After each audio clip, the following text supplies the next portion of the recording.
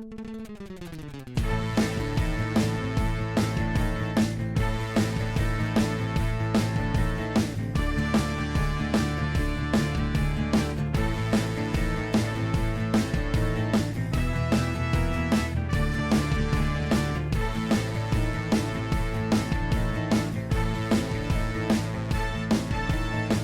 we hooked on a feeling again with Guardians of the Galaxy 3? How much do we spoil watching trailers? Was there a dry eye in the house for the 28th issue of Silver Surfer? All this and more in episode 161 of the Campus Comics Cast. I am Scott Reed, and I'm joined on this episode by Mike Atchison and Shad Schubert. And as the intro suggests, we got a lot of stuff to talk about. Guardians of the Galaxy 3, trailers, and more trailers. And then, of course, because this is a comic book podcast, right? We got to have some comic books. So we're going to talk about the 28 issues. Let's see, 29 issues. Gosh, I've already forgot to count. 29 issues of Silver Surfer, the Dan Slott and Mike Allred run. I guess we're going to start with Guardians of the Galaxy. Anything either of you want to add before we dig into that? I don't think so. No announcements from me. No announcements for you. All right. Well, then I'm just going to, I've written a really, really brief synopsis for Guardians of the Galaxy 3. I went to IMDb or something and took their synopsis and then cut it down even more just to hit what I thought were some of the high points. So I'm just going to go with this, if that's all right with you guys. Absolutely. All right. So in Guardians of the Galaxy 3, we learned that Rocket was a test subject under the High Evolutionary on Counter-Earth, where he was given his unique abilities and promised a home for himself and some of his other experiments that he was there with. Back in the present, Adam Warlock attacks Nowhere and the Guardians of the Galaxy, and during this attack seriously wounds Rocket. While they are attempting to save Rocket, they learn that there is the destruct code on his cybernetics, and they must retrieve the override code from the High Evolutionary and Counter-Earth if they want to save Rocket's lives.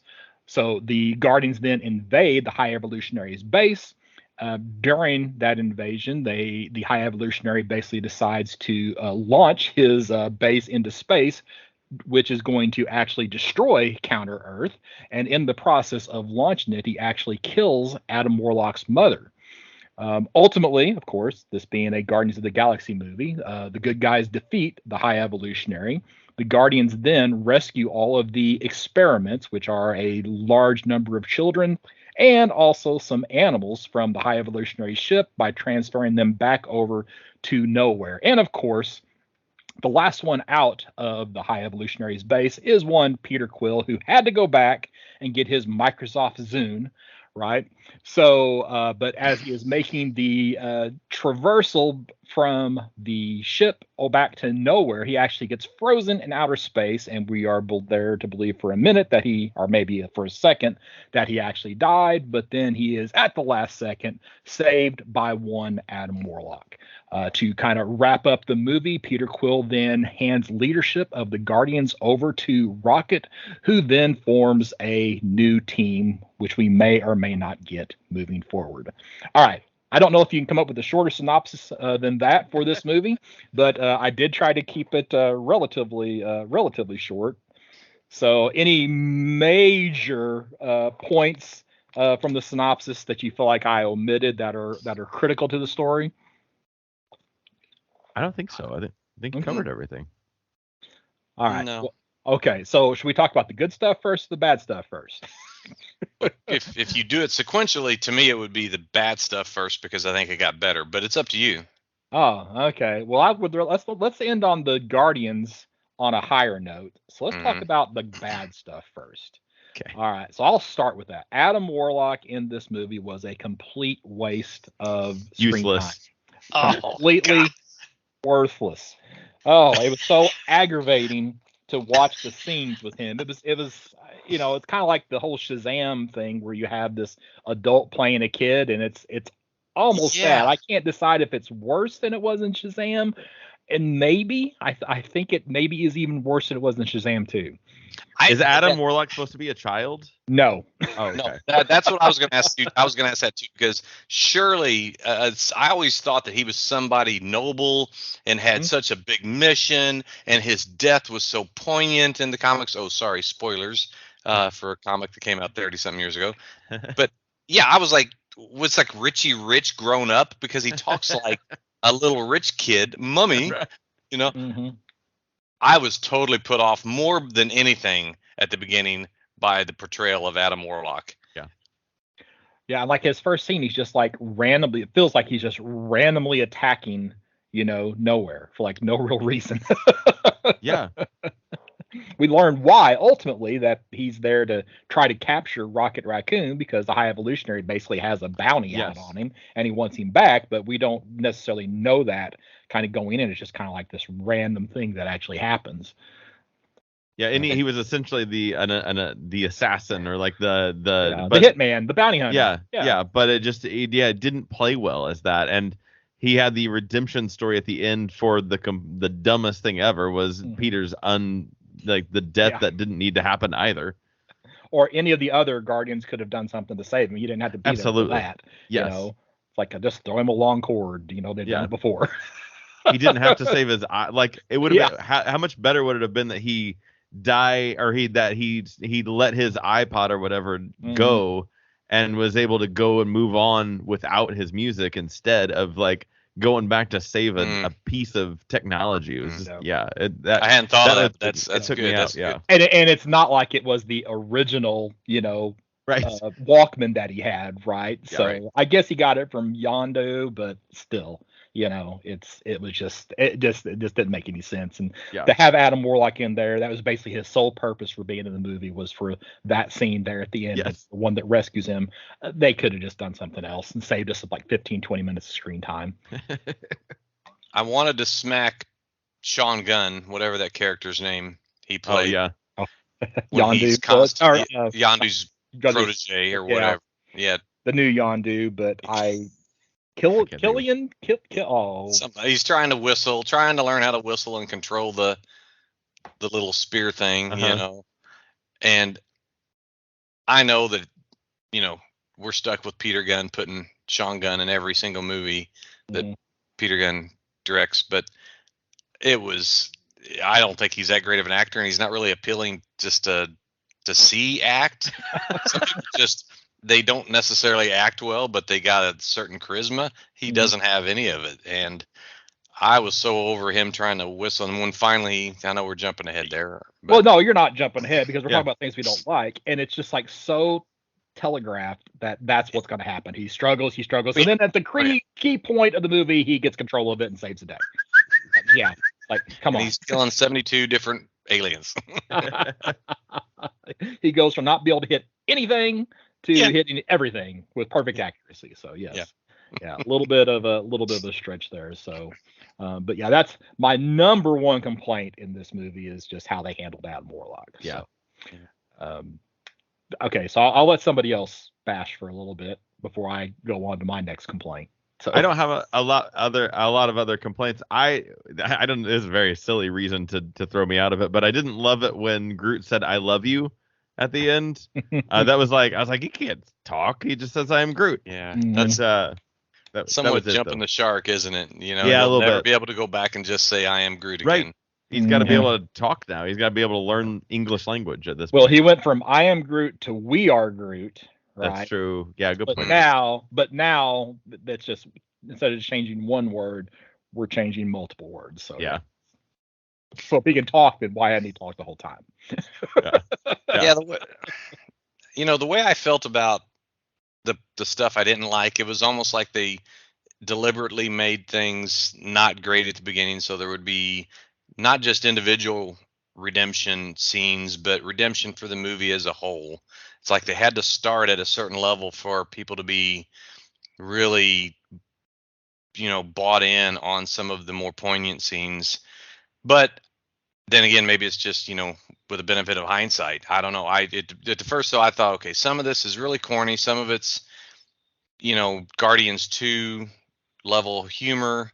But I got to tell you, it did what some movies do for me. It made a turn about halfway through, that maybe a little past halfway, but that I really think that it made up for everything.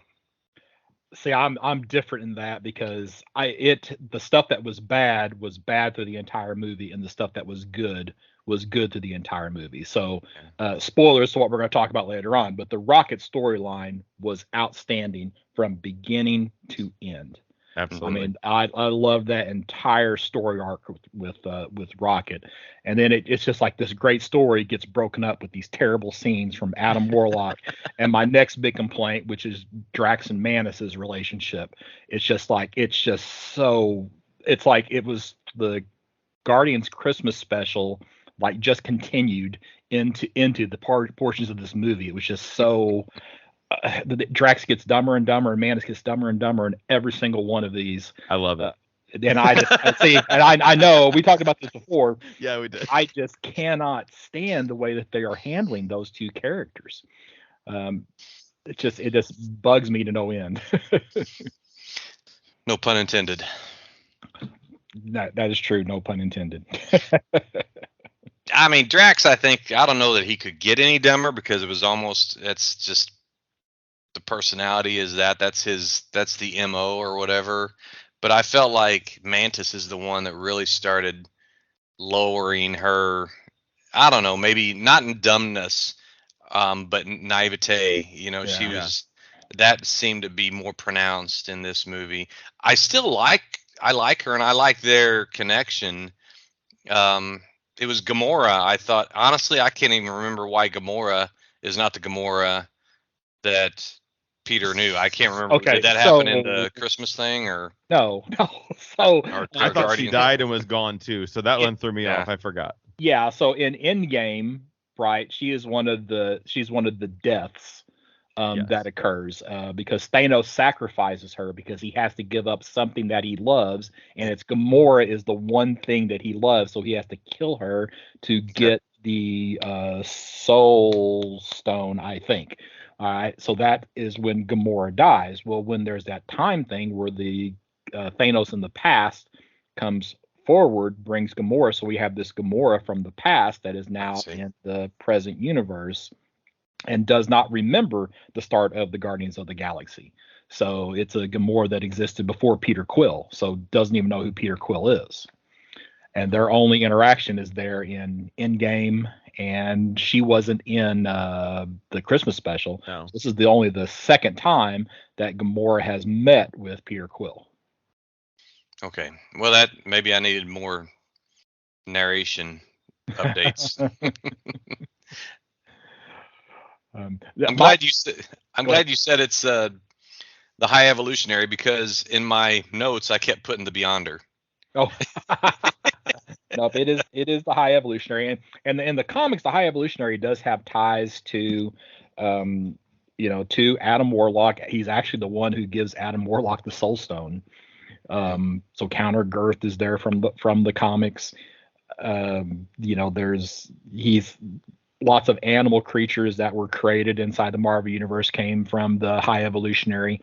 He's a little bit more altruistic, I guess, in the Marvel Universe than what he was in this movie. Not quite as insane. So that is kind of a change. I don't mind that. I mean, it's not like he's a character that most people, would list as their favorite character in the Marvel Universe. So they're not, really moving somebody's cheese by modifying that character a little bit for this movie.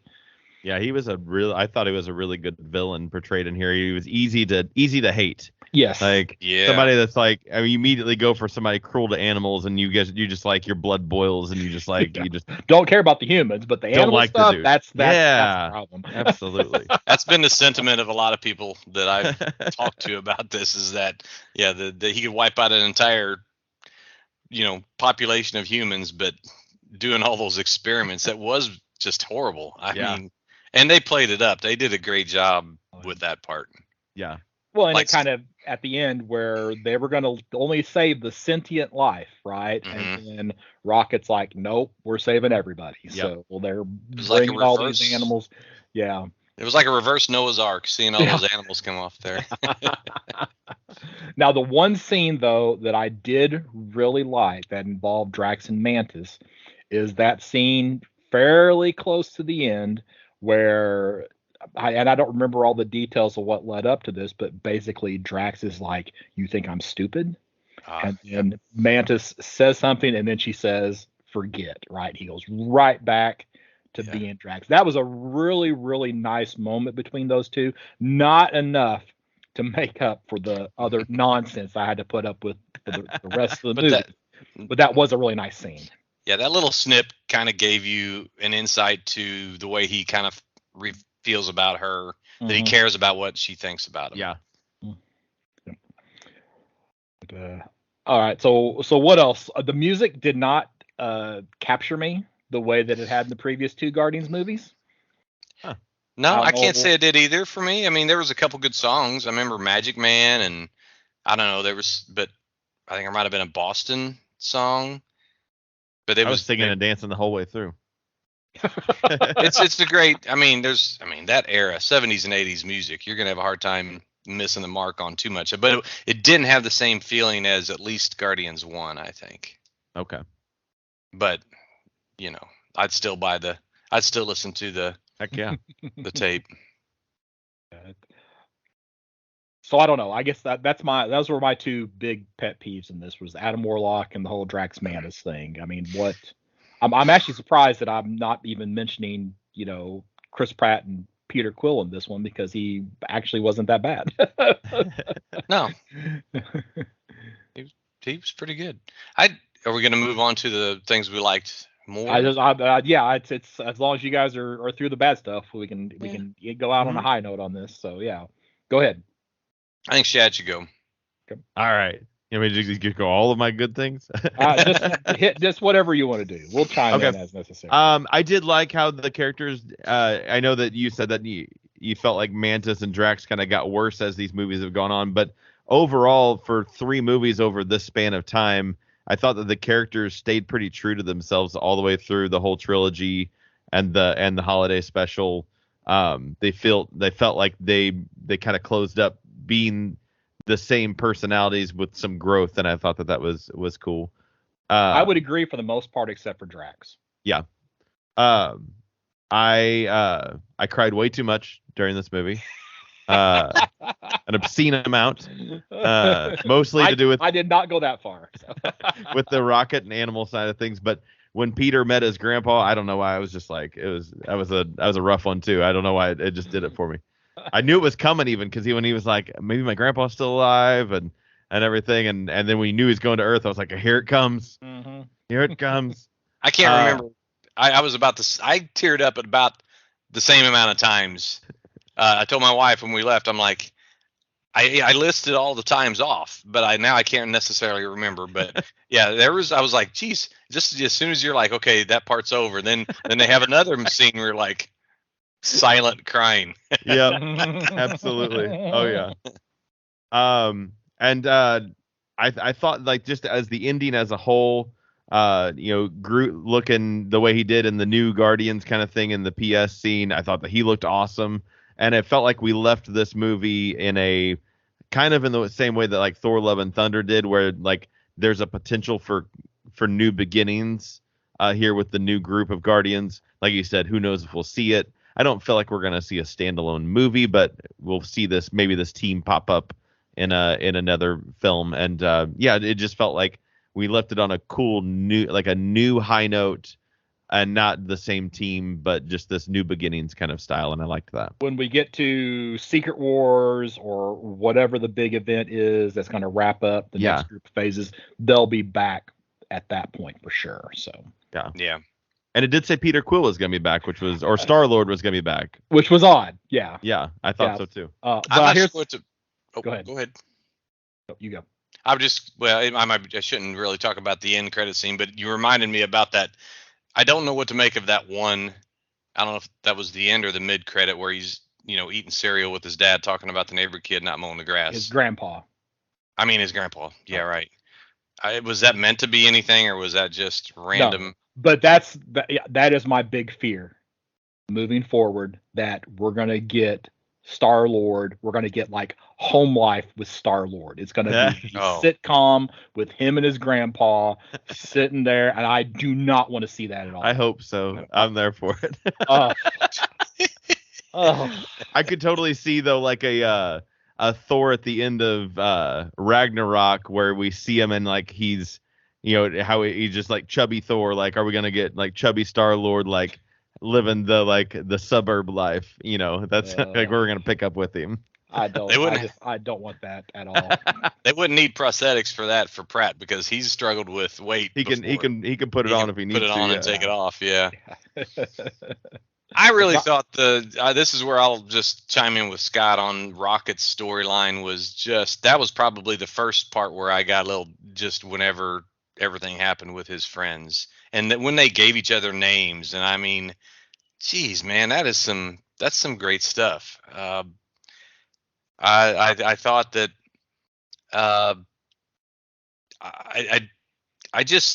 felt like that the touching moments were enough to really kind of make up for that first half. And although I don't believe that there's any coming back from, I really thought he was dead whenever he started puffing up out in space. I'm like, okay, that's just about 2 seconds too long for him to be saved. His organs have exploded by then, but overall, I just thought that it was. Oh, I guess a high point I have to mention is the high evolutionary that Chukwudi Iwuji. Is that how you pronounce it? Who knows? I couldn't remember where I seen him before. Oh, he was the team leader on Peacemaker. Yeah. Mm-hmm. Yeah, I'm like, that guy is so familiar. I super liked him, but come on, Marvel and DC, we don't have to keep using the same actors for everything. We can bring in some new ones, but he was great. I liked him a lot. Oh yeah. And James Gunn's wife was in there, that was in Peacemaker also. But she had a short. Hey, if she was your wife, you'd be putting her in every movie too. Right, that's true. Good point. What was she at? I missed her. I can't remember. She was the recruit, and that was the first end credit scene where they. Oh no, I'm thinking of the Shazam. Yeah, she died fairly quickly. I think she was behind a computer or something.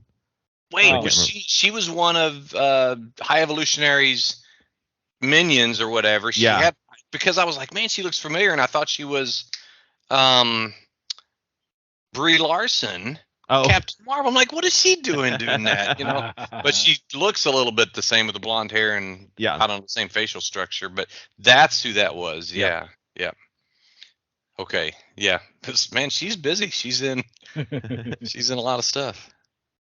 I really, these Marvel movies have made me a big fan of these Marvel villains. And well, not just the movies, but just, I know we'll talk about it later, but reading the Silver Surfer and just some of the big cosmic powered villains in the Marvel universe is really impressive. I want to know more about them. Well, I mean, also the big thing for me was the high point. I've already mentioned it was that this whole storyline with Rocket and how he learns he actually is a raccoon.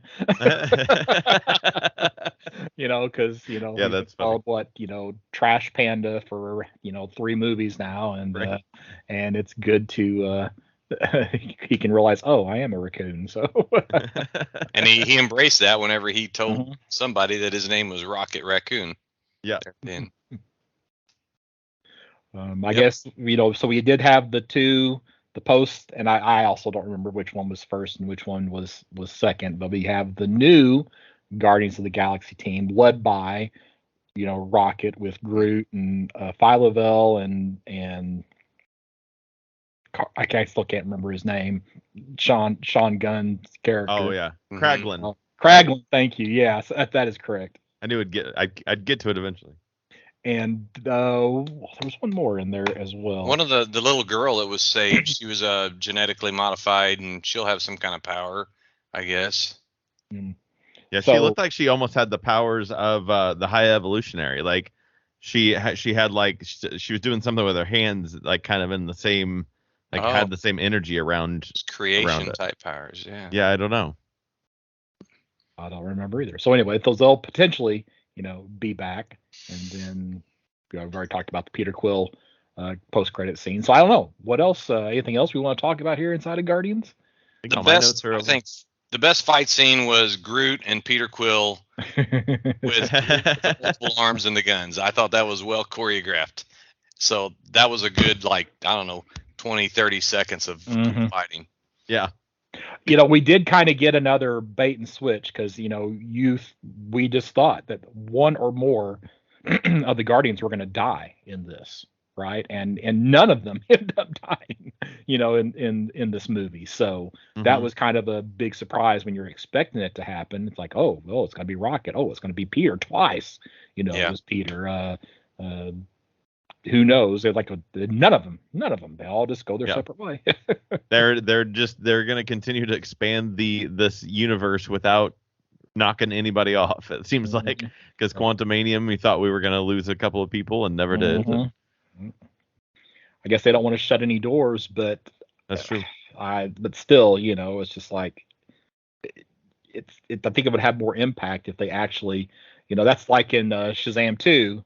I really wish they had actually let Shazam die. It's like I think it would have been a more powerful movie than what we got with the nonsense there at the end of Shazam 2. So here we kind of don't get that seriousness or that serious ending that it was kind of hinted at.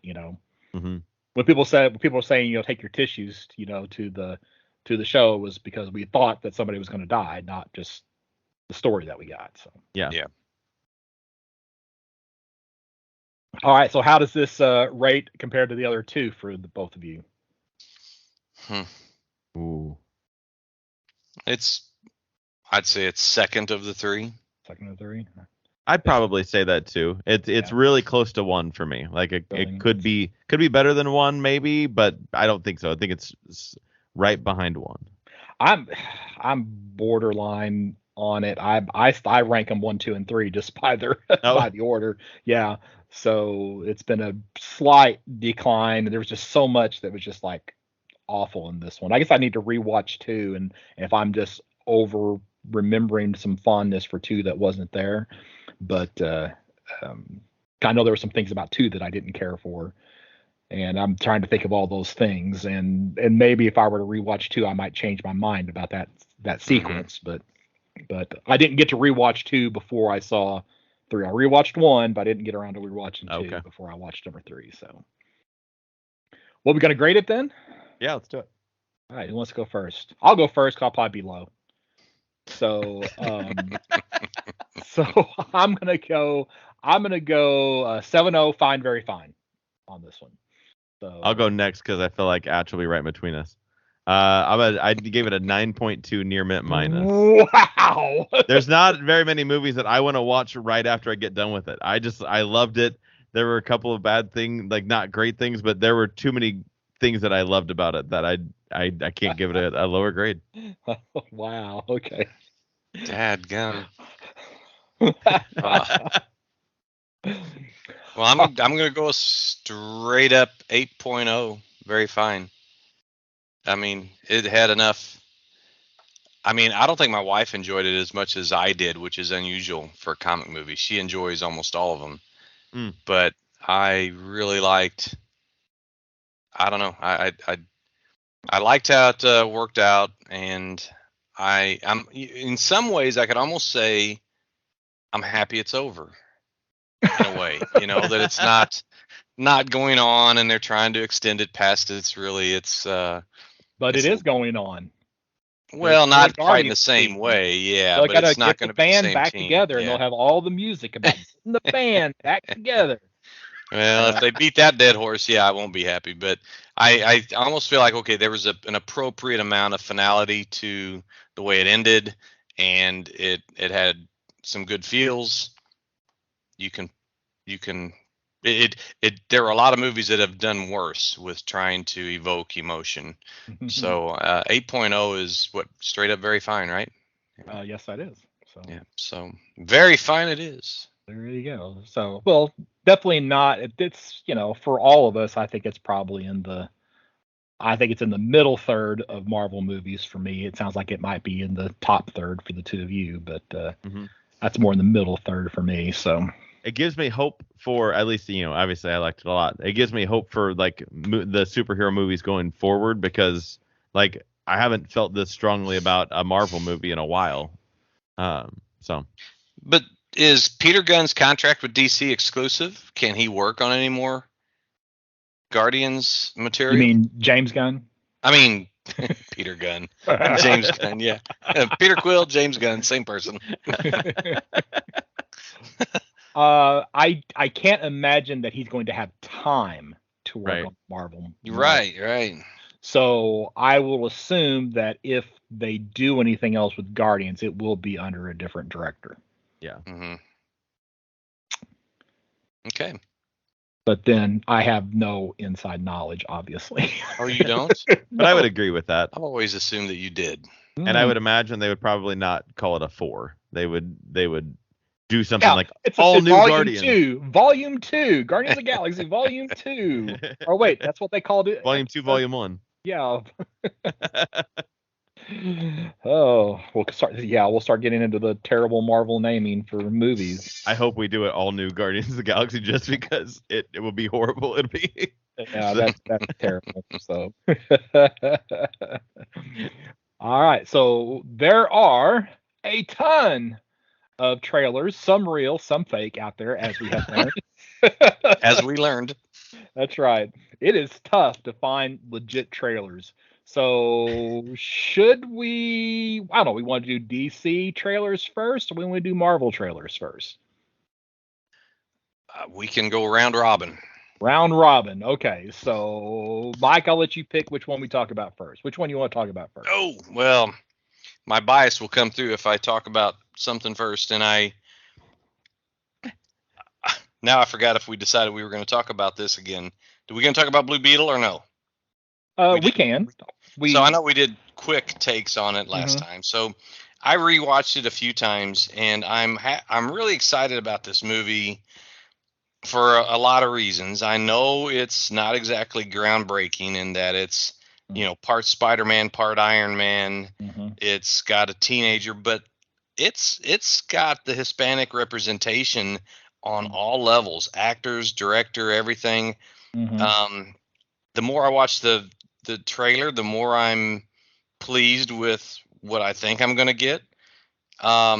Again, I know we talked a little bit about seeing that Ted Kord costume in whatever his Blue Beetle version of the Batcave is, as well as the Dan Garrett costume sort of, on its little rack. And, there's a through line to all of those characters through the decades, not just in recent years, but there's been a through line of villains and the passing on of the Scarab. Ted Kord was not super powered, but Dan Garrett did have powers from the Scarab. And then at first I thought Susan Sarandon was the villain, but doing more research, it's actually maybe she's the emissary or something for that villain that's called Carapax. He's not really in costume in the trailer, but what I could research is that he's an archaeologist and originally a rival to the original Dan Garrett Blue Beetle, and he was also a foe of Ted Kord in the 80s under Len Wein and Paris Cullens. So, and then in the 2000s, Jaime Reyes, he came about. So I don't know. I just got high hopes for this, and I hope I'm not disappointed. I don't think I will be. Go ahead, Shad. I've got low expectations on it, so it's I mean, like, I don't know enough about it, and I'm not gonna like try to learn a bunch about it, which I do sometimes when I have a character that I'm not familiar with when a movie comes out. I think I'm gonna let myself be uneducated on it and then just be entertained and be like, that was good. And because I find that I like that better going into movies that I'm not familiar with, is to just let myself just be entertained by it. I'm definitely gonna go see it for sure. Oh yeah. For me, the big thing is anything that I see Blue Beetle now is going to be swayed by the Young Justice series, because Blue Beetle, this version of the Jaime Reyes Blue Beetle, featured prominently in the Young Justice, several seasons in the last couple of seasons. So I'm somewhat familiar. I've been actually flipping through the trailer right now, trying to find the scene where you can see the other costumes. And I finally found it. So where you can see the Ted Kord version and the Dan Garrett version of the costume. And of course, we're talking about Batman being a fascist. But I think I am looking forward to this one. The thing that I think I've talked about this before, because we have people of color, I guess is the best way to describe it. It's not going to be made a total mockery of the heroes and a total mockery of the individuals like we've gotten in some of the Marvel stuff. So I'm definitely looking forward to that. We know with George Lopez, we're going to get a lot of humor any place. I mean, they're not bringing George Lopez in to play straight man in this movie. So we know we're going to get a lot of humor there, and it's probably going to relate to what would be the family relationship in the Hispanic community. But I think that'll be good. So I am looking forward to it, even though it is gonna end up being Spider-Man meets Iron Man. I just hope that they will be able to tie this into the new DC once we get to that point. So. Yeah, me too. Okay, which trailer next? Somebody else pick a trailer to talk about. How about the Penguin? They released it's kind of a mix of it's kind of a behind the scenes trailer plus story trailer a little bit. Really just kind of showcasing. I felt like I saw more of Colin Farrell as the Penguin in this trailer than I did even in the Batman movie. Yeah. Oh yeah, easy, yeah. And I'm excited for that because I feel like he's gonna just like chew the scenery, like just gonna be this like wild like character, and him just being able to do that for an entire series is gonna be pretty cool. And yeah, I mean, like I said, you didn't really get to see much, but you can definitely tell that he's just gonna be going nuts on this role. What do you think, Scott? I was gonna let you go ahead, Mike. Oh, okay. Well, I mean, I just watched it right before we got on, and part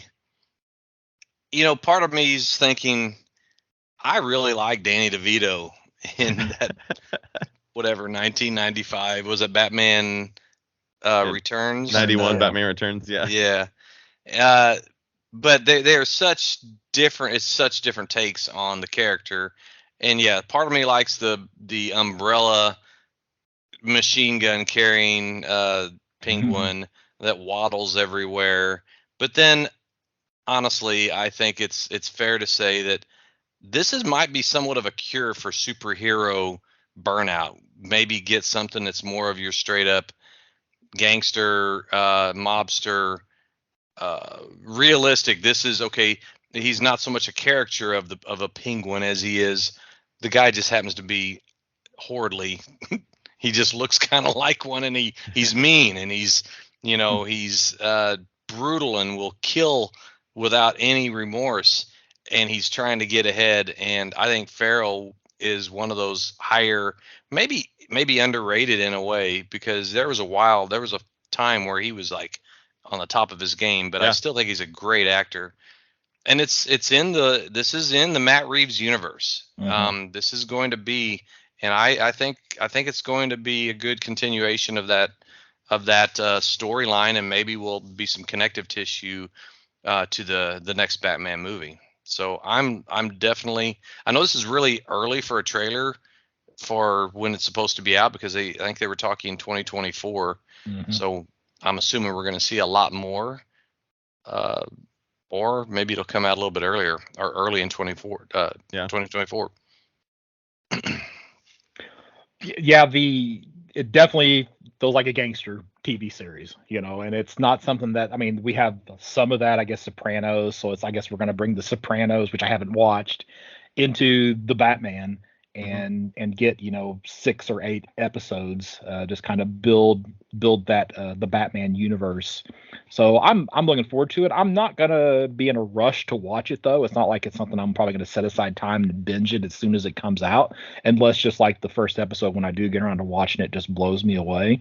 But I absolutely will sit down and watch it at some point before I see the Batman film, whenever that does come out. It's and that the Batman, the first time I watched that, I was like, it was okay. But the second time, I appreciated it a whole lot more than I did the first time. So that does pique my interest a little bit moving into this, that I do enjoy the Batman a little bit more.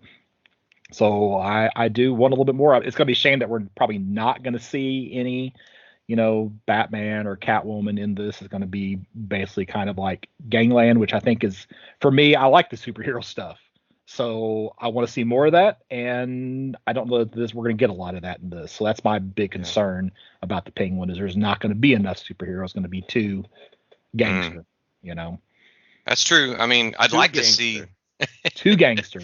I'd like to see sort of an evolution in the, I think gangster families can coexist with the superhero world, and I'd like to see more of a Gotham.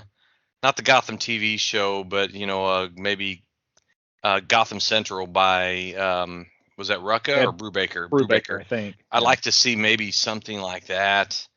I don't know.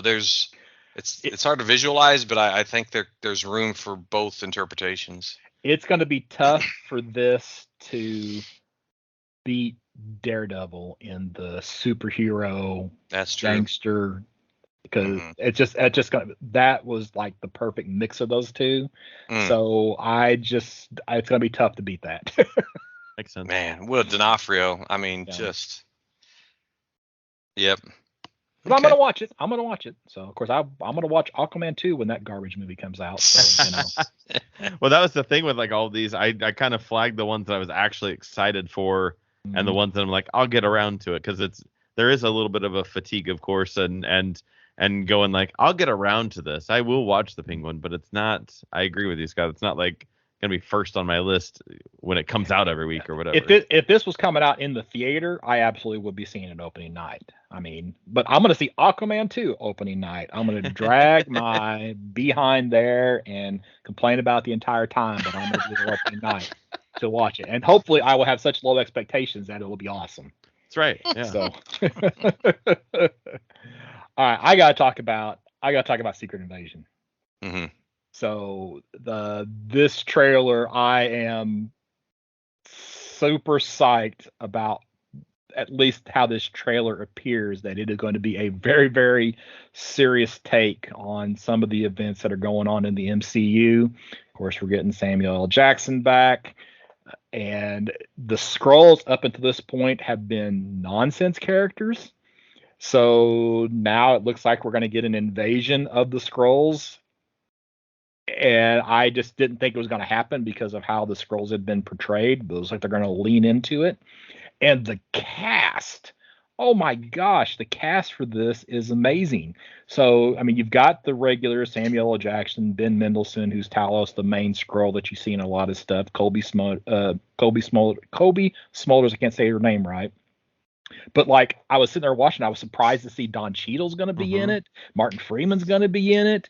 Emilia Clarke's being introduced. I'm still up in the air about whether or not she can act or not. So far, she hasn't, proved that she can. But and then another big surprise is Olivia Colman, who she's a British actress. She was in like Broadchurch, and then I didn't see it, but she played the Queen in one season on Netflix's Queen. She's been in some other stuff. She's outstanding. So they really have some quality actors lined out for Secret Invasion. So I went from being okay about it to actually being pretty psyched about what this is hopefully going to bring to the table. Looks like it's going to only be 6 episodes, which is a little short, but to try to get through this story. But who knows? If there's 6 1-hour episodes, then it depends, I guess, on the length of them for sure. Yeah. I love invasion type stories. So even though I'm not nearly as steeped in the lore of the Skrulls and the Kree and all of the Marvel alien races, but I always thought there was something appealing about this secret, subterfuge, and they infiltrate the human race. And you're right, there's some actors in here that I couldn't name them. They're not household names to me, but when I look at them, I'm like, oh, I know all of these from something or another. So I'm excited as well. I'll definitely be watching this as soon as it comes out. Yeah, that for me has been one of the big things. Is like there's been so much nonsense in the Marvel stuff, and it looks like we're going to get a mostly nonsense-free series here. So that's appealing to me. The exactly what you said, Scott, as I wrote. It has a lot of potential if the trailer is a good representation of it. Is like that trailer looks awesome. It looks like Falcon Winter Soldier meets kind of the Captain America, or meets Captain America Winter Soldier. Like it definitely has that like that noir kind of mystery, and I just I was really digging on it too. I agree. If the trailer is anything like what it's actually going to be, it'll be a really good. And it's June. Is that when that comes out? Or the end of this month even? I think so. I don't remember. Sorry. Oh, that's right. I'm on the IMDb page right now, but June 21st.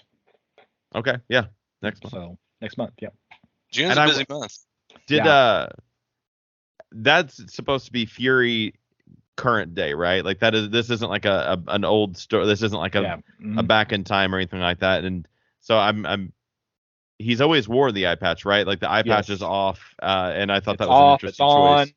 And that could also mean one's a Skrull, because we've already had a Skrull Fury. Right. Yeah. Mm-hmm. So one's the Skrull Fury, one's the non-Skrull Fury. Right. It's going to be interesting to see how that all plays. Yeah. They had that scene where one of the actors is in a room and all of a sudden he's talking to somebody and then the room is filled with that same person. So yeah, it looks good. So. Mm-hmm. Fury talking to Don Cheadle, do you know the people who are around you? Yes. I'm a little stoked about it. So, all right, Mike, back to you. Okay, I'm going to switch it up and say the Marvels opening on July 28th. You were going to say the Flash. So, no, I thought I'd switch it up a bit because I know trailers aren't necessarily representative of what the end, product will be, but this trailer looks really awesome. Everything from beating DC to the punch once again with an Avengers satellite. Okay, you guys all know what kind of a fan I am of the Justice League, especially the satellite Justice League. But they've got exactly what I wanted to see for a Justice League movie, and okay.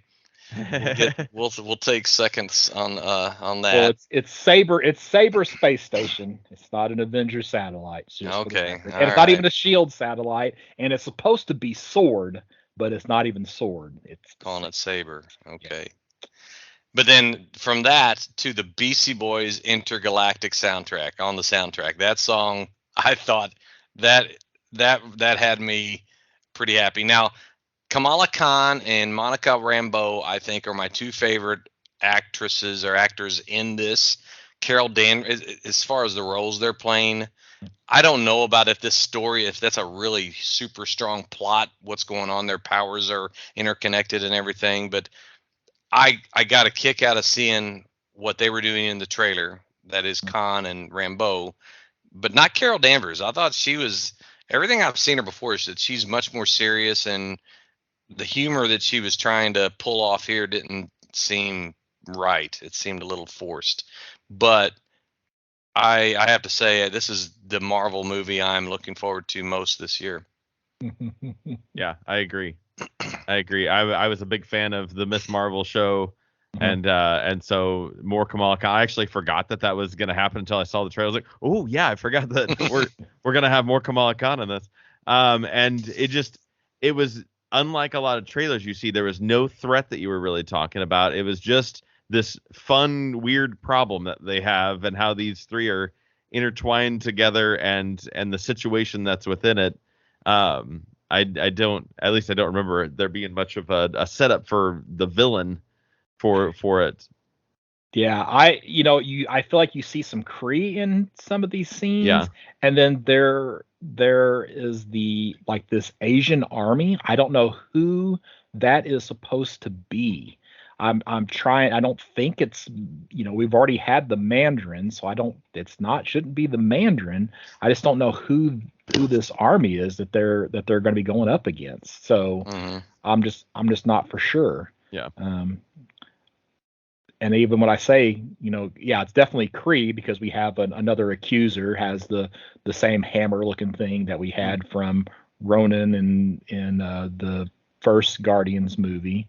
So I don't know. Yeah, as a good first trailer in that sense is like it gives you the just the lighthearted fun of it. And I mean, it doesn't come out until November, so I'm sure we'll get a more of a plot heavy trailer at some point that kind of sets up what's going to happen. But as a first look of what's going to be going on with this, I thought it did a great job of doing it. Made me excited and actually made me want to go watch Captain Marvel because I didn't really care for it when I first saw it. I was like, that was okay, but I'm like, okay, I want to go watch that movie again because I want to kind of see what the setup is. Yeah, it was just okay. It was one of those. It was just it's okay. So I'm reading the storyline on IMDb right now to see if they say anything. They don't give any names to any of the, to like Park Seo Joon who he is playing. Just has he's just in the cast. So I'm curious to see who he actually is whenever we actually get around to it. So I don't think he's been in a Marvel movie previously for it to be. Yeah, so I don't see him having any previous Marvel credits. So something new. So have to keep guessing. Yeah. All right, Chad, you got two left to pick from. Yeah. I'll do the Flash. So we got, I guess the second trailer that we've gotten that just gives us, seems like more of the same, just a couple of different angles, couple of different clips of I feel like we're getting to see a little bit more of the Ben Affleck Batman in there, so maybe there's more of that than originally thought. And definitely just leaning overall heavily on the Batmans of this movie. I feel like they should call it Flash and the Batmans because it definitely is a lot of it. But overall, I get where the reviews are coming through. This looks like it's gonna be a fantastic superhero movie. I mean, whether despite everything else, it looks like it's gonna be great. Yeah, no, you're right. I want to dislike this movie. Same. And really going back to Justice League, the Joss Whedon mess that we got, I did not care for the Ezra Miller Flash at all. Yeah. Whenever I saw the Snyder version and they had more background on that character, I liked the character more. And setting aside everything he's done outside of movies, right? Yeah. It looks really, really solid. So yeah, I'm definitely gonna. It goes without saying that I'm gonna see it, right? But I like the fact that they're bringing in elements from Man of Steel, and they're bringing in elements from the existing, and they're bringing in with some tweaks, some elements from Flashpoint. It's gonna rely heavily on the Flashpoint comic. So. My only big disappointment is we're not going to see Thomas Wayne. That would have been awesome. Right. Yeah. Well, that's what's so weird about like it does throw in all of the stuff from Man of Steel in it and all of the lineage of. I mean, it truly is, I guess, kind of going to be the end of the Snyderverse kind of DC movies, and just like when you got the long cut, his version of Justice League, it's like I don't necessarily want this to end, and this will be another one of those movies where it's like. I don't really want this to end, but I guess it's inevitable. It's bittersweet in that way. Yeah. But we have to, I think, look forward. They have to look forward. I think anybody that's a fan has to look forward. If you're not a fan or you're just a casual, movie watcher, then it's neither here nor there.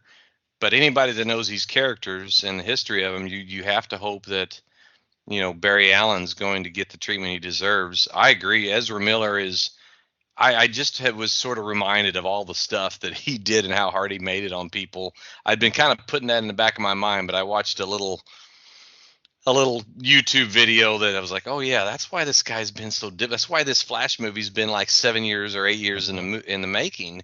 But regardless, this is make or break time for DC.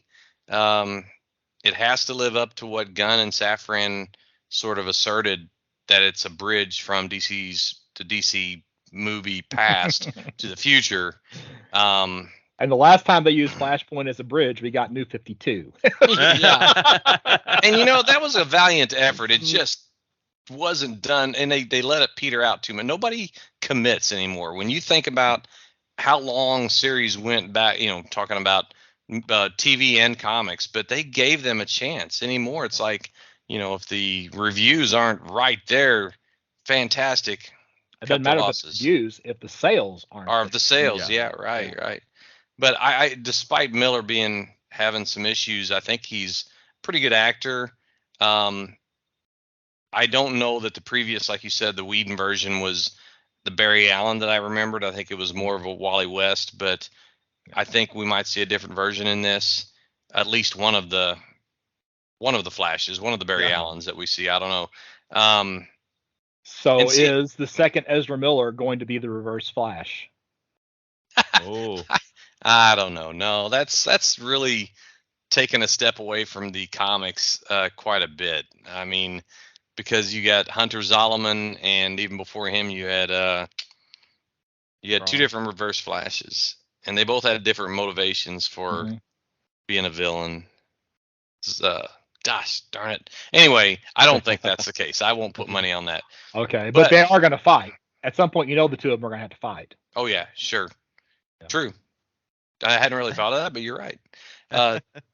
Seeing Michael Keaton as the Batman, the first time I seen it, I was like, I don't know, that was just, that's not enough. And then seeing more scenes with him, or a body double or CGI, I think is, and seeing this alternate universe Kara Zor-El, I think is fantastic. I just think it's fantastic.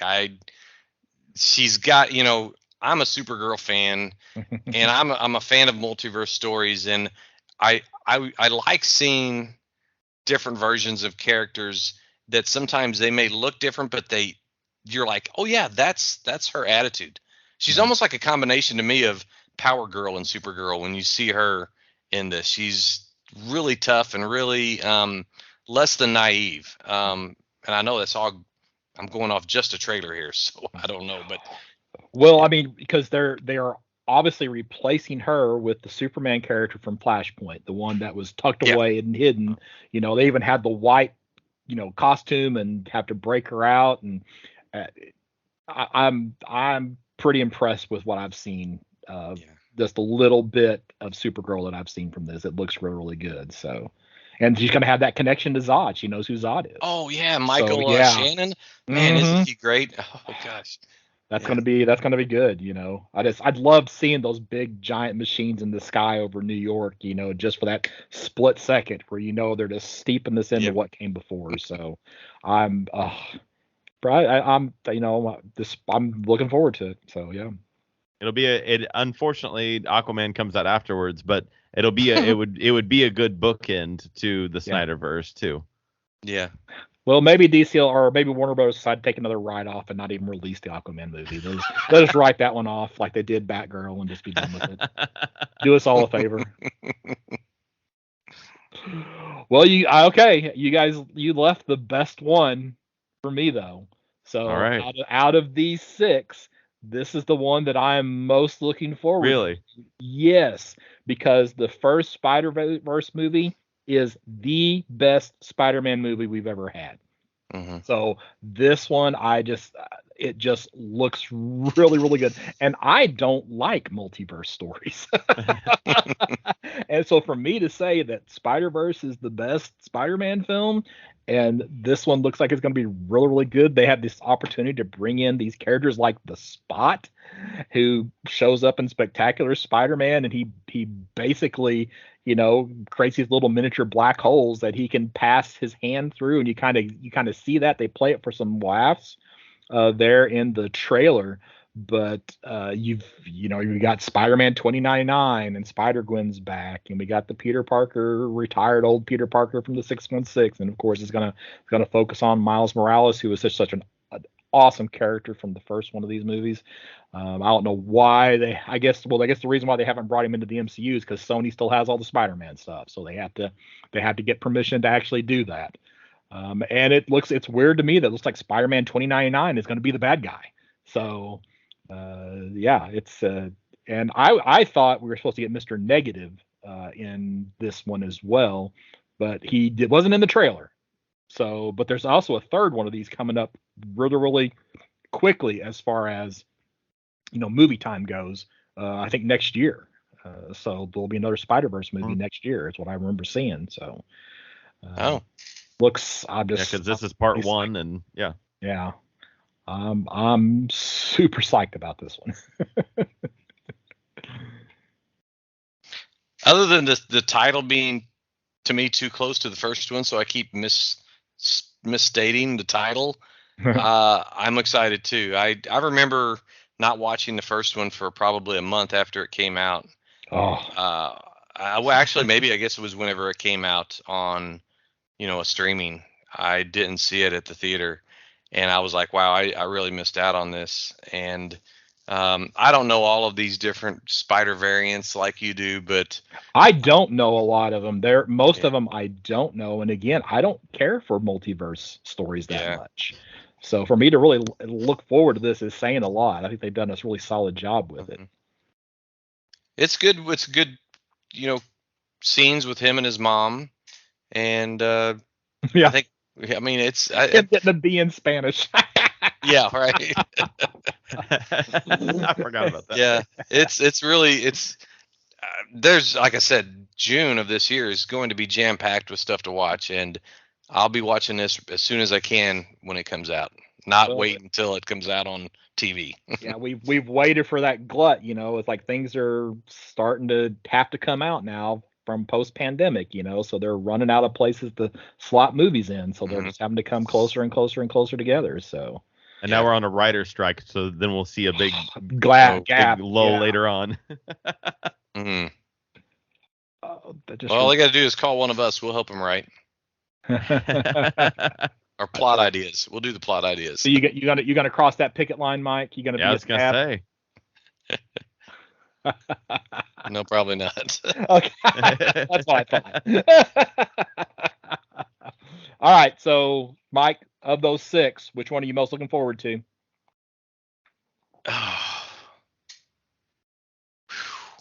It might take me time to whittle this down. It's going to have to be the Flash, though. I mean, as much as I'm looking forward to the Marvels and Blue Beetle, I mean, this almost because it's like I just need to know whether it's make or break. I just need to know. I can't stand it any longer. And if you guys don't hear from me after June 16th, you'll know why. I'll go off the grid. Shad, what about you? I think I'm the same. The Marvels is my close second, but Flash is my most excited. I mean, it's been 3 years since they were gonna originally release it. Pandemic pushed it back, and then all kinds of drama pushed it back, and you just got to see it now at this point. Well, I've already said I'm most looking forward to this the Across the Spider-Verse, the second the Spider-Verse movie, just because the first one was just so good, and this one the animation just looks terrific. The voice acting is great, so I'm definitely looking forward to that. And it's the next one. It's June 2nd, so. Yeah, so it won't take long for me to go go see that one. So, all right. Well, is it time to talk about a comic book instead of a comic book movie? So, of course, we've already been at this for a little while. So, I have a very, very brief synopsis for this. So, I'm just gonna dive right in. So, what we've got here is Silver Surfer. This is a 2-volume series from Dan Slott and Mike Allred, and with some colors by Laura Allred. And I'm getting some feedback from one of you guys, but that's okay. So 29 issues, I think, is what we decided. I knew that before we talked about it.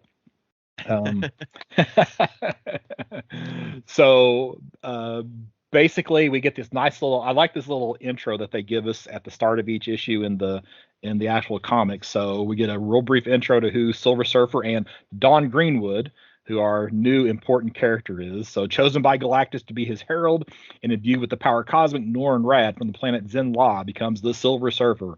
Now freed from his servitude to the World Eater, the Silver Surfer travels the spaceways on a mission of heroism and discovery. And then we have Dawn Greenwood, born to a couple of very nice people in the small town of Anchor Bay, Massachusetts. A young girl in love with her hometown grew up to be Dawn Greenwood, co-manager of the Greenwood Inn. That is, until she was kidnapped by aliens. So ultimately, the story starts where the Silver Surfer, being a cosmic character and traveling around the Marvel cosmic regions, gets conscripted by somebody named Incredulous Zed, who is the proprietor of this world called the Impericon, and basically is responsible for basically conscripts the Silver Surfer to protect the Impericon from the Never Queen, who is kind of initially played out to be a bad guy, but we learned that is, or a bad gal, but we learned that is not actually the case. So to motivate the Silver Surfer, he says that he knows he's going to bring here to the Impericon and imprison the most important person in the universe to him. And who shows up? None other than Dawn Greenwood. And this is the classic line of this series that sets up what happens for the next 28 issues after this. And the Surfer's response is, okay, I have absolutely no idea who that is. It's a perfect setup for a story. It is a perfect setup for a story. So basically, for the next 26 issues, we have this relationship that ebbs and flows, builds and gets destroyed, and then builds back up, that exists between Dawn Greenwood and Norrin Radd. And they go on adventure after adventure, occasionally, returning to Earth so that she can visit her father, visit her sister. But then she's always like, let's go back out and let's go take me someplace exciting out there in the universe. So as their relationship builds over all these issues, both Dawn and the reader are learning or relearning a lot about the Silver Surfer's past, how he was the Herald of Galactus, how he was responsible for the death of billions of people, how he came to Earth, how he basically, betrayed Galactus and became, the hero on the planet, how he got locked onto the planet Earth, how he got out of the planet Earth, what he's been doing, so, his past love interest, Shalabal and Alicia Masters. He even mentions like Mantis at one point there in that first issue. So there's this great, and Dawn is the reader for the most part along on this adventure with the Silver Surfer.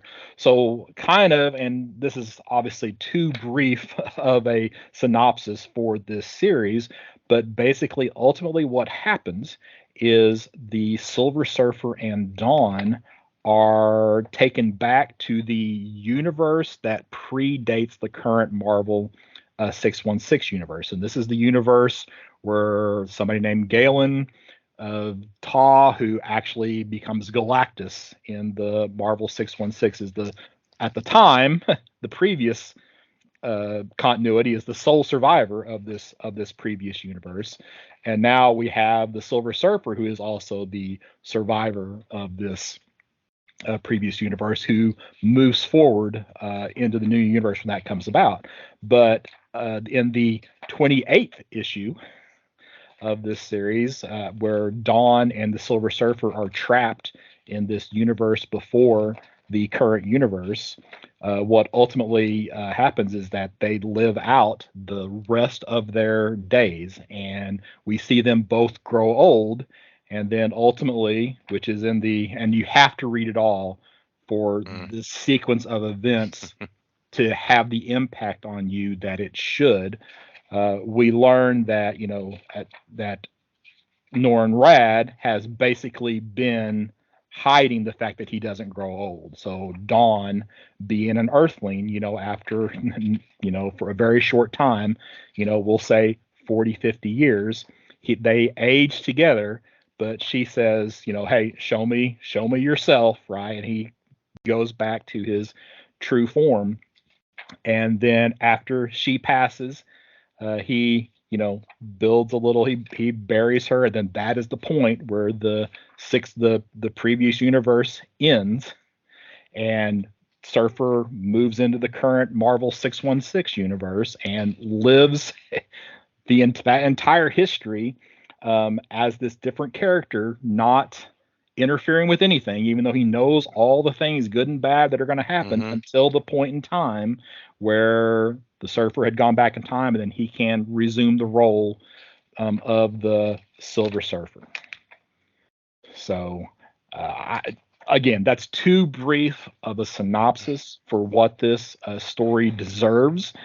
But just for the sake of time, if we were to go issue by issue, we'd be spending hours and hours and hours on this. So, Mike, what are some of your high points, things that you want to talk about in this series? I'm going to start with the end and say that I was speechless by the end. And I mean, the part where they, he used his power cosmic with creating the Big Bang, used her essence to be the Big Bang, and that became the dawn, lowercase d, dawn on every world. I mean, it gave me goosebumps. I'm like you. I got teary-eyed when they lived their life together. It's like I can't imagine having the talent that Slott and Allred had to put together such a cohesive plot that had an ending in mind from the beginning. That takes something else. You don't see that very often. You've seen it maybe in, Brian K. Vaughan's Why the Last Man, or maybe even, Willingham's Fables. Maybe he had some idea, but those finite stories, I'm in awe. I mean, okay, starting about the way I felt about the product, it had this Silver Age feel, but it was modern Silver Age. It wasn't corny Silver Age, and if it was corny, it was perfect. I mean, calling the barbarians, the barbarians that were bears, barbarians, and they were going after the bee queen's honey. I mean, these are things that were out of, if you could just see something out of the Legion of Superheroes like this. The first volume was such an easy breezy read that you'd have to, this is something that's worth reading 2 or 3 times, honestly, to really pick up on some things. But it wasn't until the second volume when I read that maybe we can ask each other what your favorite single issue is that wasn't necessarily connected to the overall plot. Your favorite issue other than the next to the last issue. Right. I mean, because this kind of reminded me of you remember in Supergirl Woman of Tomorrow, you had a lot of these adventures on different planets that didn't necessarily, they were somewhat filler, but they helped develop characters. But the issue 7, the Infinite All-In, it was the gambling planet or dimension, and how well that was played out. I thought that was fantastic. And then the issue right after it, to me, was the close second, with the big space rail and those antibodies that all they had to do was tell them stories, and they sort of fell asleep. I mean, shoot. And then Allred art, I think we talked about this the other day at the store, how, I've always been sort of standoffish with his art. I remember reading the DC series Bug, which was about the Kirby, the Fourth World Forager character, and I did not like that book at all, but I think it was the writing. But now when I see this Allred pop art style in a book like this, I'm completely converted. I can't imagine this being done by any other artist than him, and I know his wife Laura did the colors. So there's little moments that we could spend hours talking about these little moments, but to answer your question about, and I don't know that it's my favorite issue, but it is something that it's one of those times where if you're reading it digital, you're missing something. Oh, that's I know what you're talking 11, about. And that's issue 11, where they have this story where if you could read it as an infinite story that never ever ends. Yeah. It is because it starts on the top and you read all the way across the top, and about halfway through the issue, it kind of shifts down to the bottom of the page, and you get to the next to the last page, and it loops back, so you can turn the comic book over, and then you can read the rest of the story back to the beginning of the book. And it's like you could literally read it for infinity, flipping the book back and forth and back and forth and back and forth, which is to show, that they're caught in this loop, right? And that's and it's just such an effective storytelling, the way to tell the story that I have not seen that done before. And has it been done before? Probably, but I don't recall ever seeing something like that happen before. Something like that was done in Multiversity by Morrison, but it wasn't like this, and I didn't get the full effect because I did read it on digital, and I read somewhere later that I missed out, just like you said. I'm sure it wasn't as easily digestible if it was Morrison. It was. Oh, right. Yeah. Shad, what are some highlights for you? As far as like favorite issue, I definitely like early on in the series, the issue 4, where it starts off with them with the Avengers fighting the Universal monsters, and then they're it's when Surfer's bringing Dawn back to Earth for the first time, like after he's rescued her, and so he gets to meet the family and all just the weird, like the furniture in the house has like teeth and mouths and everything because it's being possessed by that demon, and you got the Guardians of the Galaxy. It's just like this. It's just got this nice bunch of action and weird things all in one issue. So I really dig that. But I mean, I think there's not enough you can say about Don Greenwood as a character, just being the character on the ground, the relatable one that you are that character as you read through everything, and just how she is so introverted and loves exactly where she's at, and then gets this taste of space and then just doesn't want to let it go, and she's ready to go all over, and I just I love that. And then how she falls, it just the lovey-dovey gushy part of this comic is just like, maybe I would like romance comics more than but I think it's the way that it's delivered, of course, is it, but it's definitely I loved the love in it. Yeah. Yeah. Well, like, now this series is not without flaws. There are times where the Silver Surfer is just, I'm just going to say, portrayed incorrectly. I mean, it's just not. I was wondering that. Yeah, and like, I'll just give you an example of this. So like, whenever you were talking about the first time that Dawn comes back to Earth and meets Eve, her sister, her twin sister, and what does the Surfer think? Oh, it's a Skrull, right? Yeah, and it's just like, no, he's not going to think that. It's he's smarter than that. Yeah, he's got the power cosmic. He knows the difference, So it's just every once in a while there's little moments like that. They'll the Silver Surfer snoring. Okay, whatever. It's just I that can get a little silly from time to time. But I made a note of, is there a not my Silver Surfer kind of situation at all in this book, and that kind of answers that. But for the most part, I feel that it's true to the character, and they make it very clear that some of the things that happen, like the whole giving the surfboard a personality. Once Dawn is gone, that personality is gone as well. Yes. So there was just something, apparently some type of impact that Dawn had on the Surfer that caused, because the surfboard is just an extension to him. So it's just him having some type of interaction, knowingly or unknowingly, with Dawn. So yeah, I thought he was speaking more in metaphor or symbolic, that the board was part of him, but I guess that makes sense, because when her reflection no longer showed on the surfboard after she died, it was really touching. It was something, and that makes sense. That that's there's just so much. I mean, Euphoria was the sort of the humanoid version of like the Black Mercy. She would grant, and to the extent that she would do it and would do harm, but she wanted to make everybody feel better, so she'd give them their absolute dream scenario, and there was some realism. I mean, when you think about it, she was so close to her dad that she didn't want to leave that fictional dream state of him being alive. And anybody that's lost someone important can probably relate to that. I mean, and there are also times in this story where because of the Silver Surfer's obligation to protect the universe, right?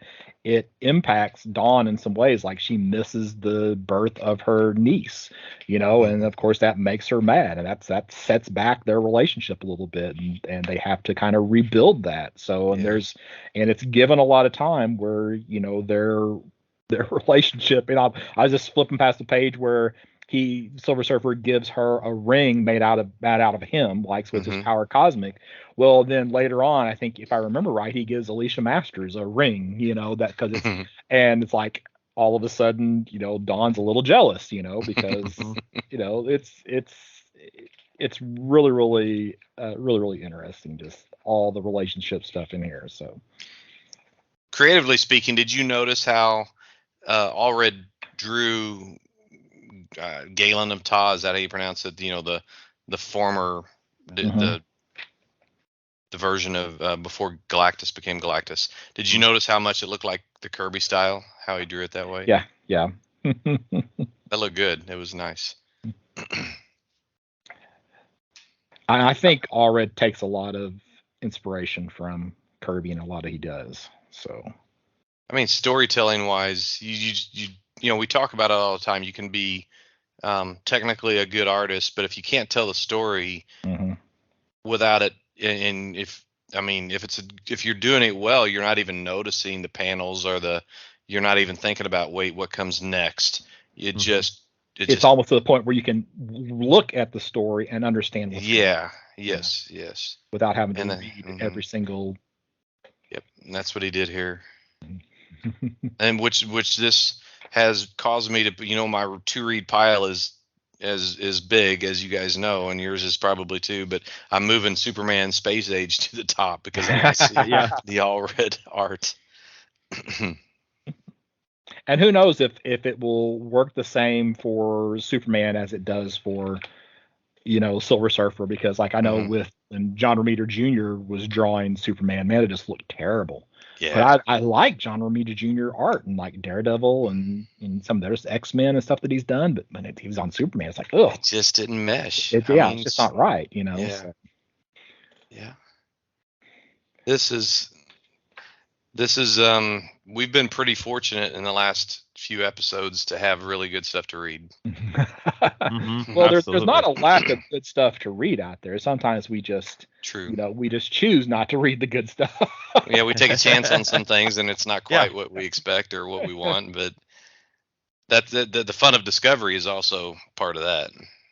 I would have never picked The Many Deaths of Layla Starr if Shad hadn't suggested it, and now it's in my, if we were to go back and say what was our top 10 reads of the previous year, it would be in the top 3 probably, so pretty cool. So this book though, it's like who do you recommend this book for? Well, the number one is somebody comes to you and they're like, I want to read a comic book, and they are a Doctor Who fan.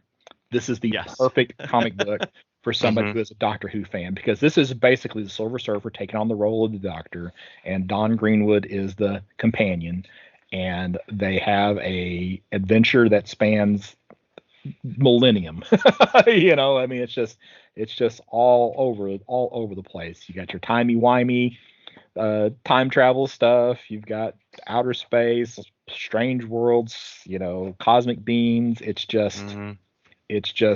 I have to think that Slott took some inspiration from Doctor Who whenever he did this. So I'll take your word for it. I've heard a lot of good things about Doctor Who, but I wouldn't know the first thing about it.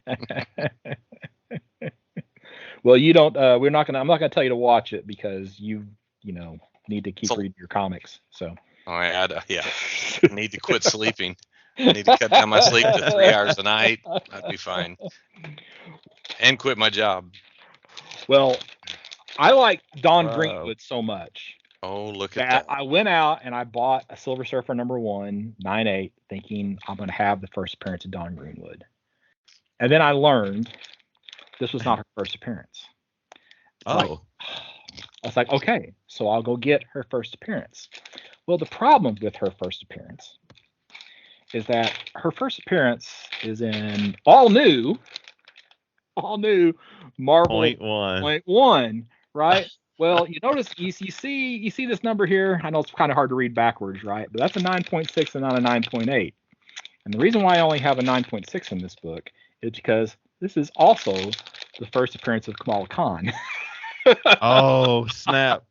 So I'm buying this book not for the first appearance of Kamala Khan. I'm buying this book for the first appearance of Dawn Greenwood, and I'm having to pay first appearance of Kamala Khan prices. Right. That book. But I still pulled the trigger because that is how important of a character my gosh. Dawn Greenwood is to me as far as comics, and it's just 29 issues plus I guess it's 29 issues with the all new .1, because I'm looking at and I had the omnibus also, 1 through 15, 1 through 14. Yeah, so it's 30 issues.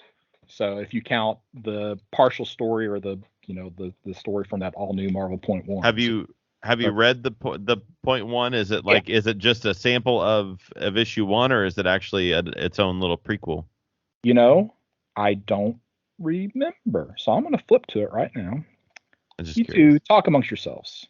The topic is Silver Surfer. Yeah, this just the other big thing about recommending this to someone is it's completely standalone. You got 29 issues of, you don't have to know anything about anything else. You don't have to know anything about Silver Surfer, Marvel. You don't have to read anything before it, after it. Doesn't even matter. And I love that about that, because that's what I like about the indie books that I read, is that you don't have any kind of lead in.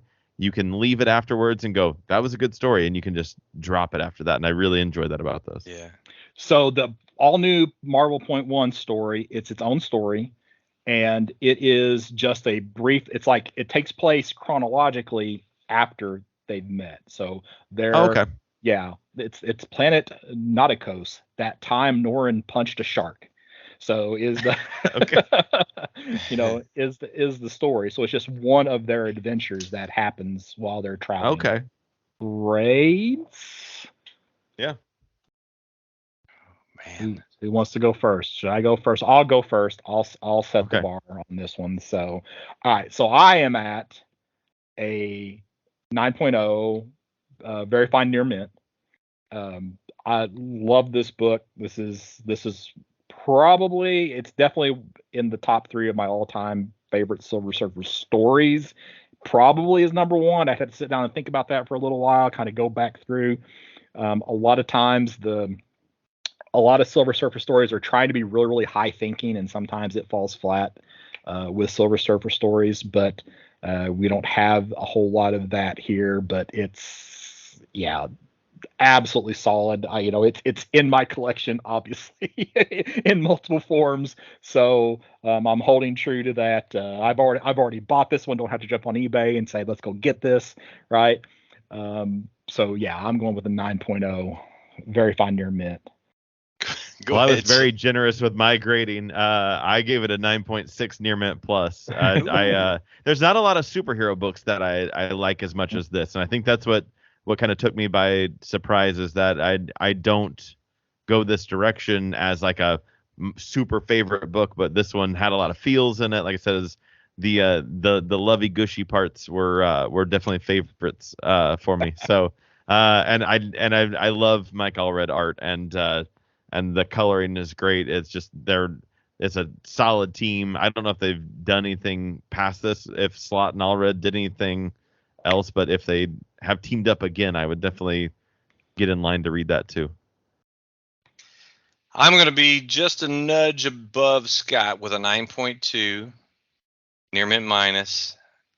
I think it probably would have been the same as Scott 9.0, but I think the idea that this just took me so much by surprise, even though he kind of forewarned us or prepped us a bit, it just knocked my socks off. And I kept telling my wife about it, and she kept looking at me like, "Okay, I'll just take your word for it, thanks." But 9.2 is near mint minus is a pretty good grade for anything that you're reading. Yeah. And it's again, like we talk about top shelf, Mm-hmm. Did you speaking of Madman, did you see the Madman cameo in Oh yeah. Yeah, okay. I didn't catch it at first, I will admit, but then I read in? it in a note and went back. So in the second issue, #1, there's Madman shows up. There's a kid reading the comic book, and okay. yeah, he's imagining Madman coming off the cover of the book. So it's like, yeah, so Mike Allred's Madman is in there. So all right, so Shad, next episode 162. 162 is going to be a previews episode. Hey, Scott, I got something new for us. Oh, okay. It's feedback. Oh, okay. Oh, wow, okay. It's on and before I forget, I almost forgot the CLZ shake again. Right. So we're going all timey-wimey here on the order of our features and our segments in our podcast. Right. But I got a Twitter message from Eric from Longbox Review. So Eric and I have conversed over the past several months, and he really likes Campus Comics Cast, and he listens to the Roadshow as well. But he sent me a tweet or like a direct message back in April saying, "Hey Mike," and I'm going to see if you guys get what we're talking about. Did you get a chance to consult with your French friends on how to pronounce Bonvillain or Bonvillain? Do you remember the book where we had the colorist? Is it Tamara? I forget her first name. Oh gosh. It sounds familiar. Shad and I talked most about it because we both agreed that we love the colors. It was Once and Future by Kieran Gillen. Oh, okay. And yeah. Of course, then I'm like, I can't remember if it was me that mispronounced it. So anyway, we went back and forth, and yeah, I think it was me that mispronounced it. But now we got on the subject of, pronouncing creators' names, especially when they're from, other countries and other languages, and I do try to once in a while, if I know I'm going to be talking about like Mitch for years, or for a long time, I'd say Gerard, but it was Garrett is how you say it. Oh, yeah. I try to go and find an interview where he's introduced and he, you can hear how it's actually said by the person. But I thought that was kind of cool. There's been a couple other comics but anyway, he's Eric's an ongoing listener of the show. So Eric, thanks for giving us that feedback. We're eager to hear things like that. Absolutely. Yeah, he posted on the Facebook page as well about reading Echo, and I think you and I both responded to him on that. So like I had to put dash Scott, you put dash Mike, on the response. So Yep. All right, Shad, looks like you got your phone out. You're ready. So why don't you go first? I am ready. All right. Shaking it up. We have House of Whispers number 12. So this is the DC Vertigo Sandman universe book that came out back in 2019. And I read this specific issue even, but I couldn't tell you exactly what was going on. I enjoyed this whole series of the House of Whispers, and brought in some gods and lore from other realms, other like countries. I remember a lot of like African gods and things being introduced in this story, and I thought it was very cool. Ended abruptly during the pandemic, unfortunately.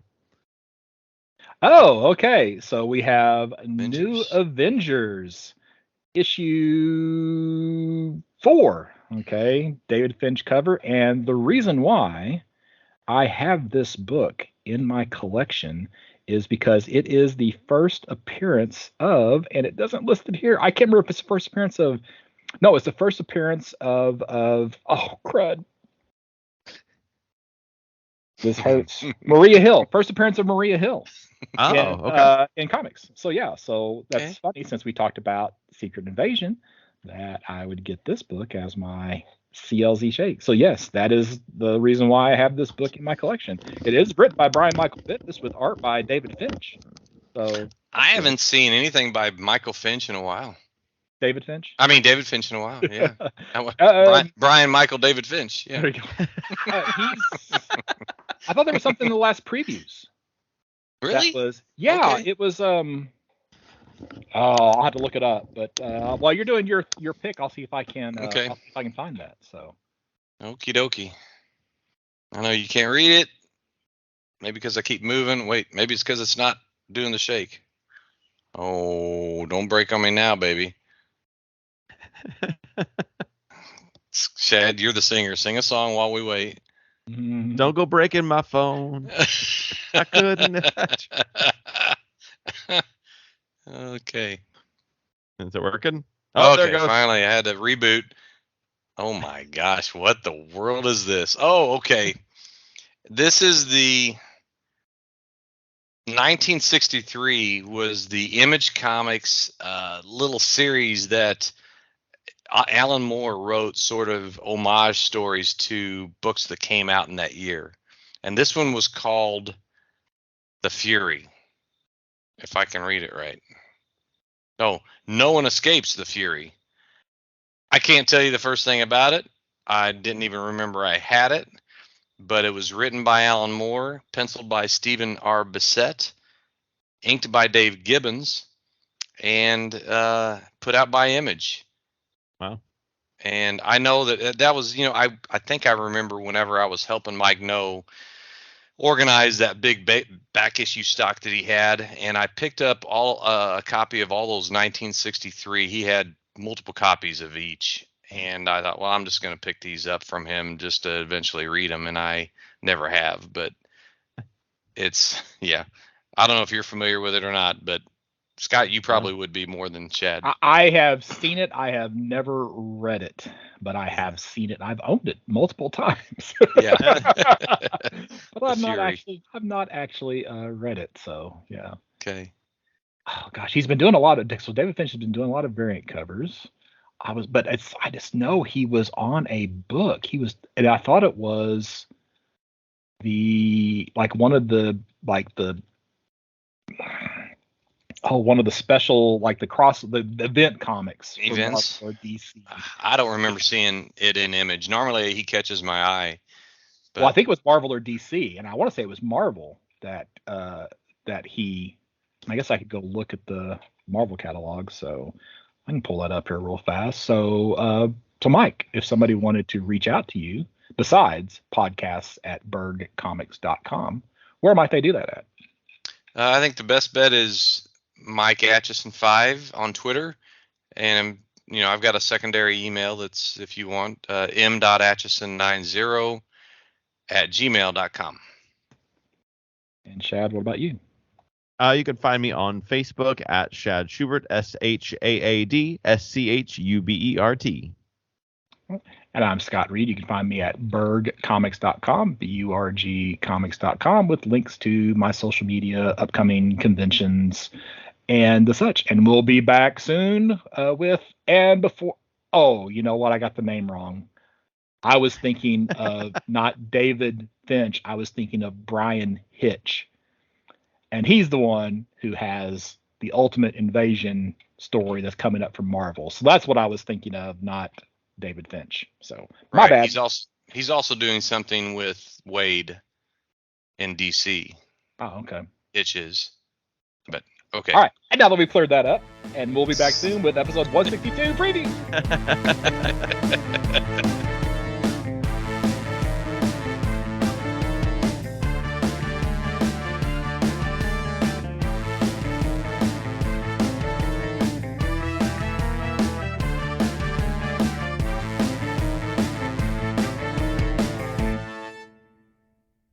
We got sidetracked a little bit a couple times there. Right. Man, that's Silver Surfer. You could have done an issue we could have done an episode for each issue. It was so good. Yeah.